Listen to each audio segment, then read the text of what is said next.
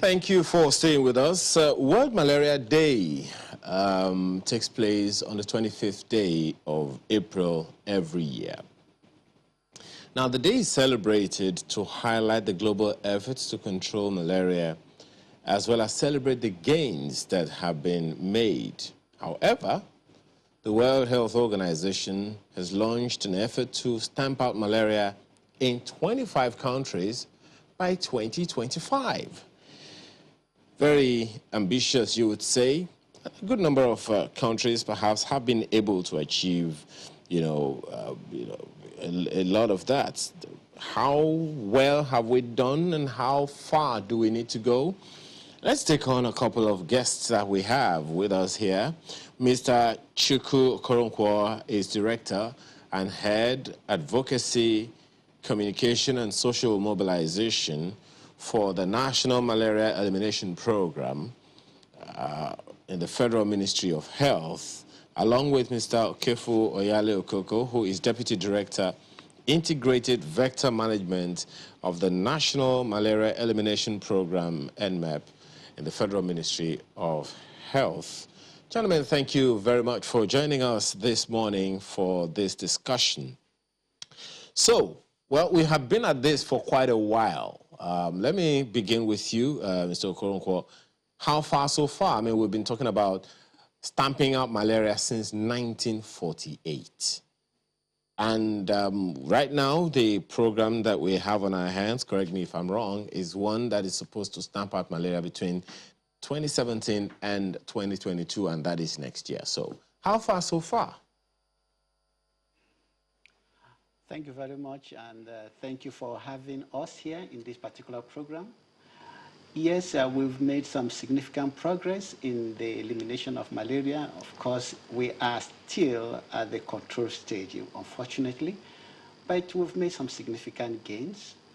First and foremost, in 2010, we were at 42% prevalence, but now that has reduced from that 42% to something like 27% in 2015, and as at 2018, we have reduced further to 23%. So we are gradually inching our way slowly towards making sure that malaria is not a scourge in this.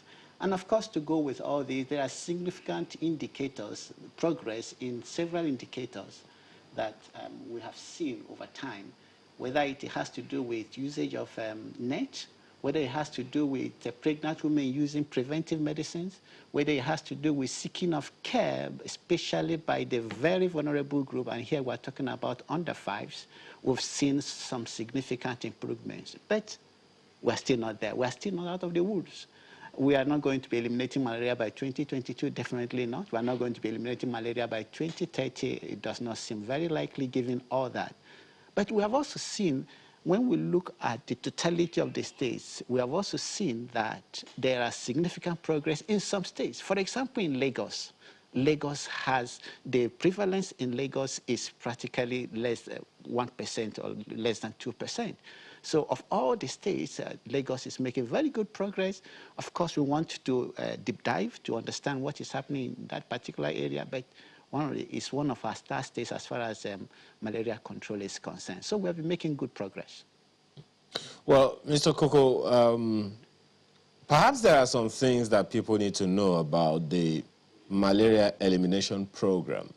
Because, I mean, if you take a poll right now, in fact, if those of you watching, on television, you can just reach us on Twitter right now. Do you think it is possible to eliminate malaria from Nigeria altogether?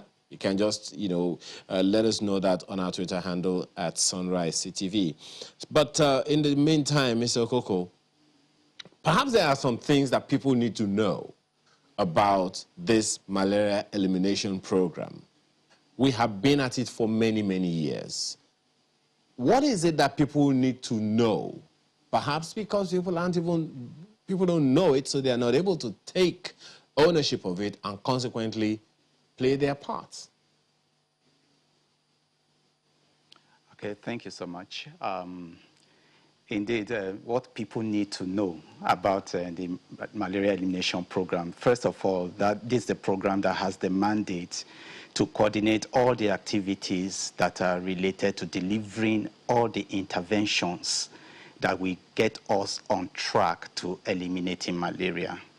And I want everybody to know that the malaria program is also deploying several interventions, all divided into different thematic areas. Now we have the case management part of it, where we have a preventive arm to that, where we deliver medicines to pregnant women to prevent them from getting malaria. And that's one of the reasons why we encourage our pregnant women report to the ANC. That facility is available for you there, and it's free. And you don't need to pay any money for it. So long as you are there, you'll be given your dosage, and you are expected to take it, to swallow the medicine to prevent malaria. That's one.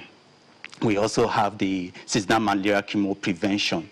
That one is happening in our Sahelian states. Over 10 states are classified under that group today based on some criteria. And that happens during the peak transmission season, when the rains are quite heavy in those areas, and children have the tendencies of getting malaria, suffering from severe malaria, dying from it. And over time, we have proven that when we deliver these interventions every month for 4 months, you know, within that period, the peak transmission season, they're protected, and many of them have been able to survive that period. Now, I've just talked about the case management bit. I've not even talked about diagnosis. We have diagnostic tools that are available, the rapid diagnostic tickets that we use to complement, you know, clinical diagnosis in the hospitals. And it's all available for people to take advantage of. All you need to do is get a report when you feel sick and you have fever. Let's find out if it is even malaria in the first place, because there are various other diseases that are responsible for causing fever in a person. Now, I'll go even into the advocacy, communication, and social mobilization. We're doing so much in that area as well. And all of that is harnessing all that we can to make sure people know about the disease, know where to report the disease, know what to do if they find somebody that has the disease. And this is an ongoing thing. We work with the communities at different levels of operation, and hope that this can get us to deliver interventions in an efficient manner. Yeah, just one moment. Staying with the communities that you just mentioned now, do we have a sample community, you know, since we have been battling this malaria thing?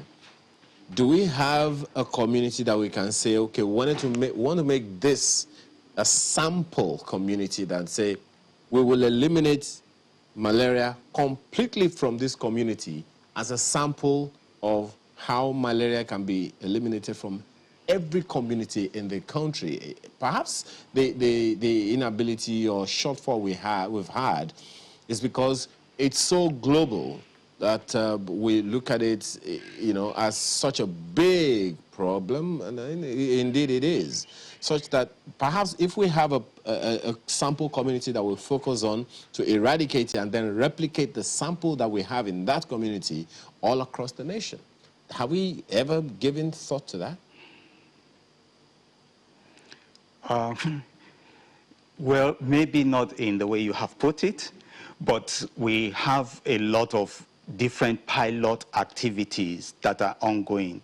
Like you just mentioned, malaria is a big subject, and it's a big issue as far as Nigeria is concerned. Mr. Chukwu has just told us that Lagos is at 2% when it comes to prevalence. And I want us to know that the different states in the country are at different trajectories, different points in terms of their progress towards elimination. As I speak with you, we have a state in this country that is at 52%, and that is even despite the fact that it has received so much intervention. And we have the behavioral side of malaria, definitely. This is a big subject. We might not be able to discuss it in the time allotted for this activity, but I just want us to know there are different pilot activities that are going on. And it's good that you have muted this part on the social and behavioral change communication.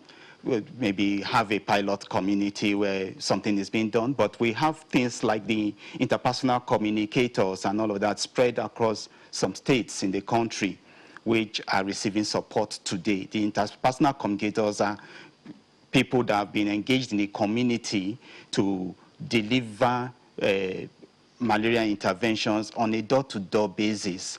They stay within the community. They give information about issues around malaria and ensure that people are complying with the expectations of the project.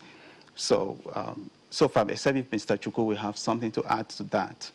But before Mr. Chukwu Okoronkwo adds to that one, I'd like to take him up on something, you know, different, and he may want to weigh in on this one that you have mentioned as well.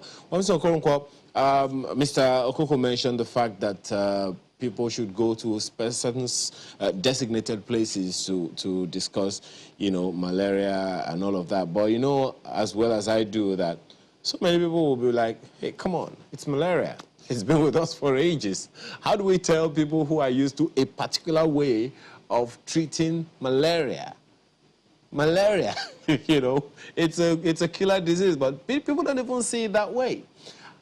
That behavioral change perhaps starts from even attitude or perspective of what malaria is. How well are we doing in that regard? Because I don't know how many people would rather go to, you know, these designated places that Mr. Okoko mentioned. You're absolutely correct. It's one area that we are facing a lot of challenges. Behavior and attitude are things that are quite difficult to change. But I think we are seeing some progress, as we can see some of the indicators I had mentioned. Use of net is a question of behavior. Assessing treatments is a behavioral issue. So a lot of things associated with uptake of commodities, uptake of the various interventions that we are making now are all issues about behavior and attitude. And the fact that we are seeing some progress in those indicators means that something is happening. And as people are getting to realize that there needs to be a change. But you are definitely correct. It is still a big, big issue. People still think that malaria is still something as common. In fact, they believe that it is something that they need to live with. It is with us. And they believe that nobody can be free of the malaria parasite. You see, in fact, the common saying is that once you test anybody of malaria, you will see a malaria parasite, which is not true.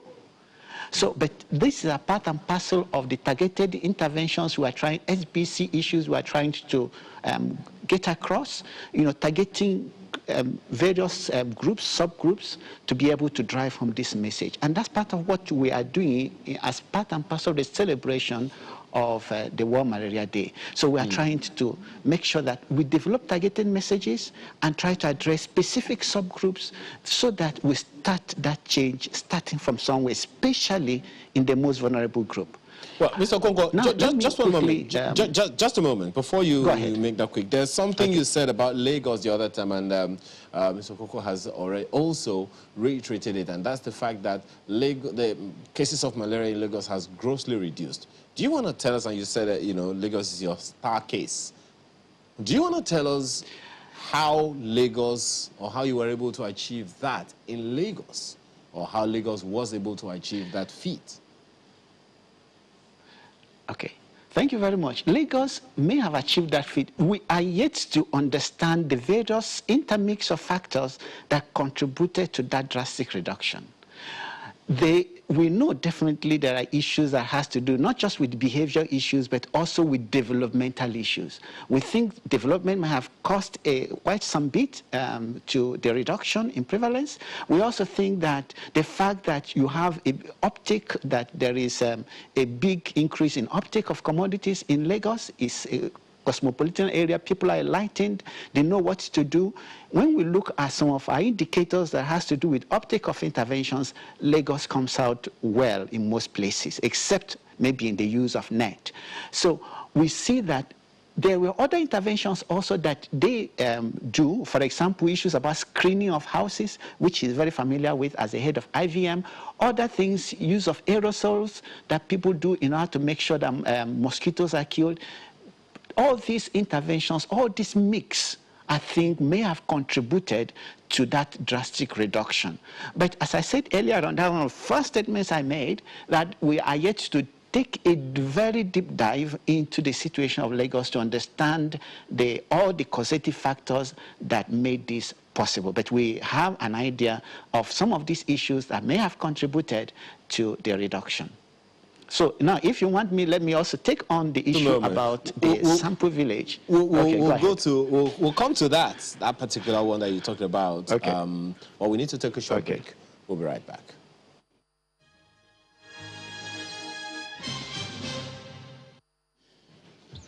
Well, thank you for staying with us. Well, yes, Mr. Koronko, you wanted to talk about the sample community proposition the other time. Please go ahead.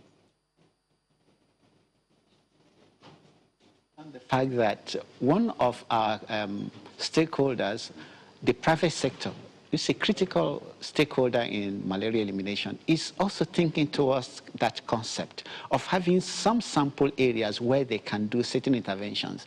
And they have outlined this in a plan which they have shared with us, and we are working with them to see how this unfolds. So what you have just said is something that already is being planned, working with the private sector. I just wanted to make sure that I highlight that. Well, how will that plan be replicated? Perhaps that will be another question, because if we have not been able to understand how Lagos was able to achieve what it achieved, how then will we be able to replicate what the private sector does? For me, that is clear, because now we are going in with specific interventions. We are going to be collecting baseline data before the interventions are made, and then we are going to be watching the progress being made in terms of after the deployment of those interventions. So that helps us to understand. Lagos is a huge area. Lagos is a huge area, and we understand that there are several things. To do some kind of intensive survey or deep dive will require a lot of resources. But with this kind of thing, we can, I think, working with the private sector, we can be able to follow that, since we are looking at only a sample of villages, and we're going to be looking at a few number of people and seeing how this evolves over time.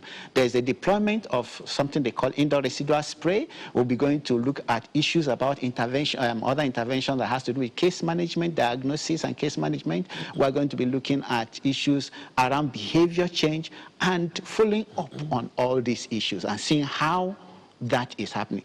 Already, let me just say this, already there is also another kind of intervention also by the private sector. This is LNNG in Bonny Island in Rivers State. And that is also something that is happening, and we're trying to follow up on the progress being made, because there's something intensive, although some interventions are not being deployed, like IRS. So, but we're going to see the progress made in Bonny Island with all these interventions that they are doing, and see what we can learn from that distance and be able to replicate it.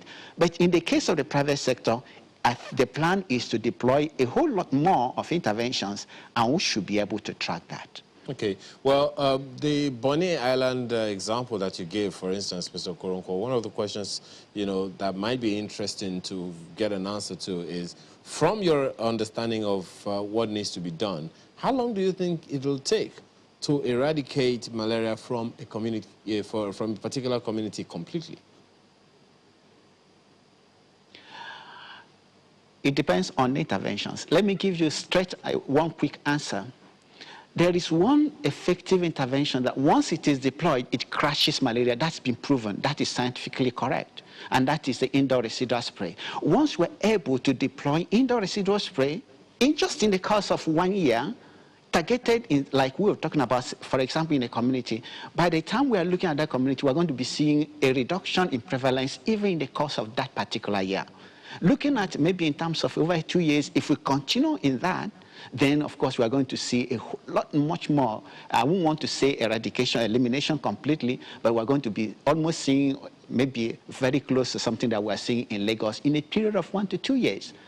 The challenge is sustaining that, because once you remove your foot from the pedal, there is a bounce back.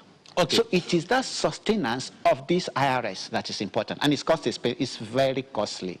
Well, Mr. Okoko, one of the things that many people know about the prevalence of malaria is that the issue is that of environment. People capitalize on what role we need to play in the environment to ensure that it doesn't get worse. So, if you were to, proffer, a guess, what are the things that you think we need to do? This is for Mr. Okoko. What are the things that you think we need to do in the communities, in the various communities, about the environment, while on the one hand protecting the environment, but on the other hand ensuring that malaria is not prevalent through the Anopheles mosquito? So thank you for that. I was actually going to talk a little bit about integrated vector management before the diversion came in on the other issues. But let me speak a little bit about integrated vector management, and I'll zero in on the environment issue.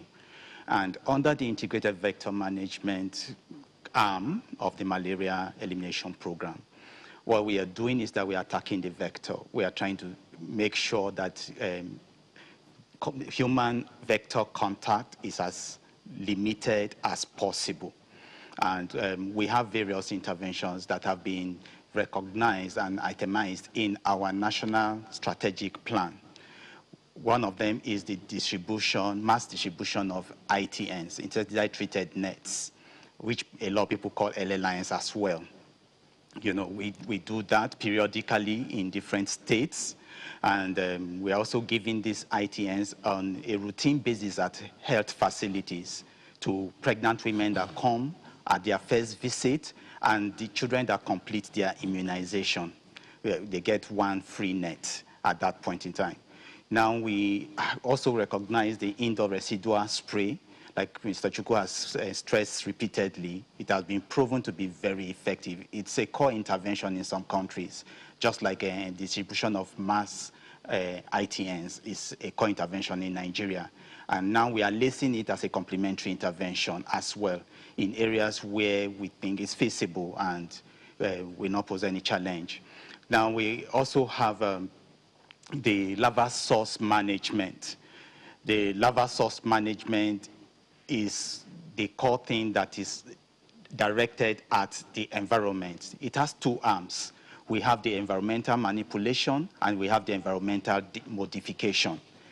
The environmental manipulation are these simple things that I and you can do around our community. Keep our gutters clean, remove any source of stagnant water, empty cans and things like that. You cut the bushes around your houses and things like that.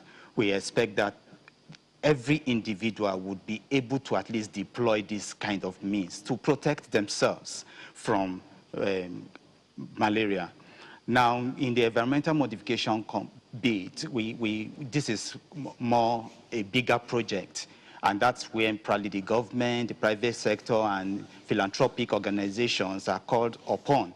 And that includes maybe digging of huge drainages and all of that to allow water drain efficiently, maybe after heavy rains and things like that. And I know that Lagos was one state that did something like that in a massive scale. Even in the 80s, early 90s probably, they did that. And it has helped them in a lot of ways. The government of Lagos State have done well in some of these aspects. And I think all of these are contributory to what we are seeing in Lagos today. So these are just little things that we can do. The other thing that we encourage as far as the malaria program is concerned is people using personal protective equipment, measures to protect themselves. You are going to a place where you are exposed, you have a high risk of being bitten by mosquitoes. What can you do? Put on long clothing, go with little mosquito repellents, you could go with fleets, you know, those little things that you can do. Some people could screen their houses, put nettings in their windows and at their doors and all of that. All of this prevents the mosquitoes from coming in. And in brief, these are just some of the things that we encourage people to do.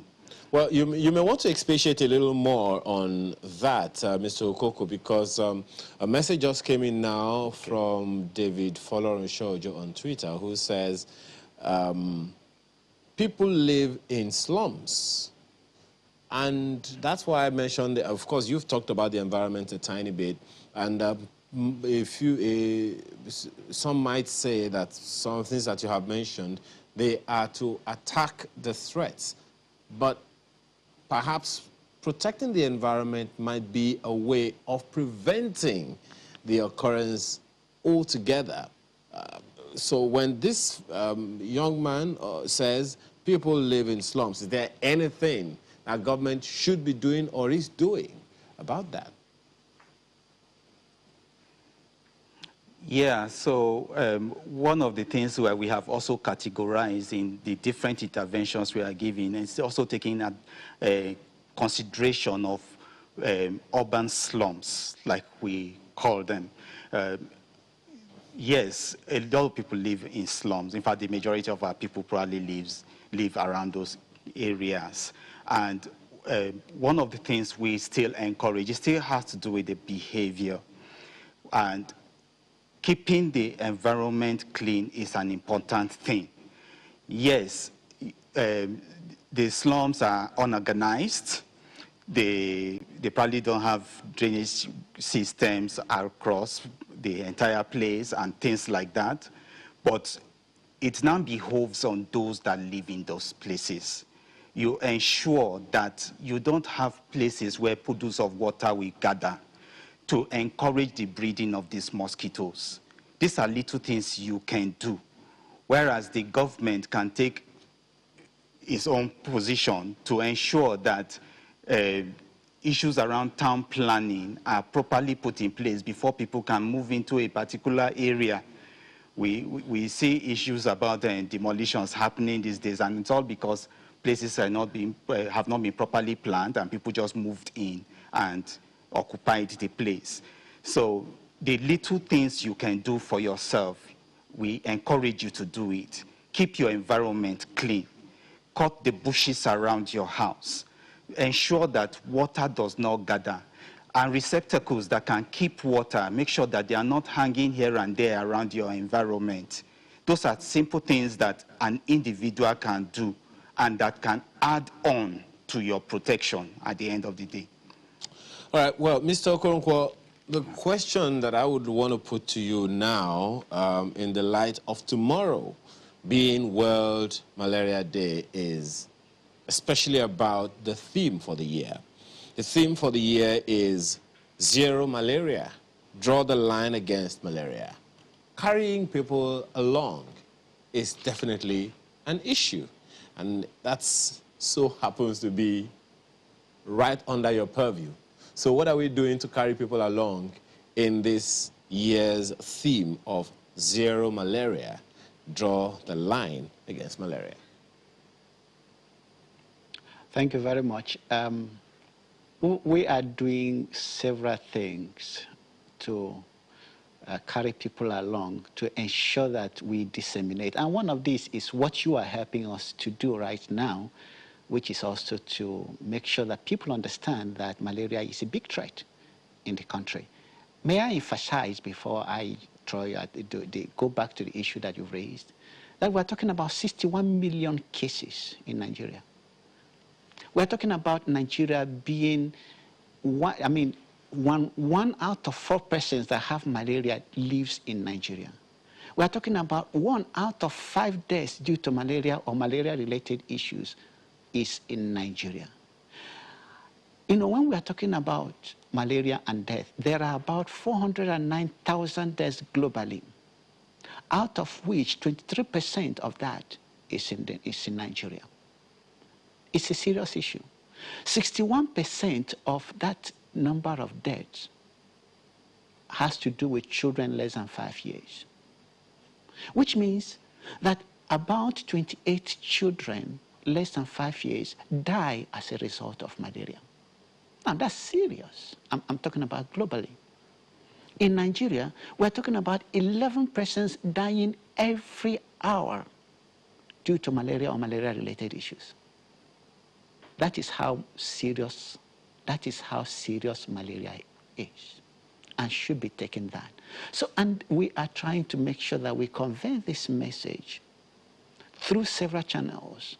In the past 1 week, we've had interactions with professional bodies, we've had interactions with CSOs, we've had interactions with the media, we've had interactions with several groups of people, all to be used as channels to reach out to the populace so that they understand that malaria is a serious threat to living. All right. Well, and not that we have just, okay. I just wanted to, because we are completely out of time, I just wanted to, yes, you know, wish you the best, because most certainly you have a lot of work on your hands. I mean, those figures that you just mentioned, they are definitely not figures to gloss over. They are not, and they are not just figures, they are human beings. They are people who held promises, you know, for a better world. We have to thank you very much for your time and thoughts this morning. Mr. Chukwu Okoronkwo is the Director and Head, Advocacy, Communication and Social Mobilization of the National Malaria Elimination Program in the Federal Ministry of Health, as well as Mr. Okefu Oyale Okoko, the Deputy Director, Integrated Vector Management of the National Malaria Elimination Program at the Federal Ministry of Health. Gentlemen, thank you so much for your time and your thoughts this morning. Thank you for having us. All right. Thank you for having us. Yes. Up next is a focus on Earth Day, right after now.